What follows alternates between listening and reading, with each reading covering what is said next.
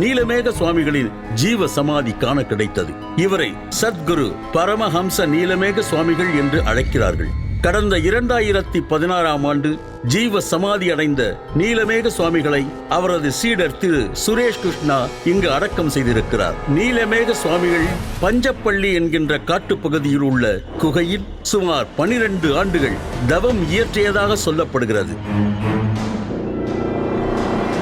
அந்த காலகட்டத்தில் சிறுத்தை புலிகள் வந்ததாகவும் 12 அடி நீளமுள்ள கருணாக பாம்பு இப்போதும் அந்த குகையில் இருப்பதாகவும் நீலமேக சுவாமிகளே கூறியதாக சொல்கிறார்கள். நீலமேக சுவாமிகளுக்கு ஆஞ்சநேயர் வாசி யோகத்தை கற்றுக் கொடுத்ததாகவும் அதை பற்றி அவரே கைப்பட எழுதி வைத்திருப்பதாகவும் கூறி அந்த டைரி குறிப்பை காட்டினார்கள். இதே போல தன்னை எப்படி அடக்கம் செய்ய வேண்டும் என்பதையும் நீலமேக சுவாமிகள் முன்கூட்டியே டைரி குறிப்பில் எழுதி வைத்திருக்கிறார்.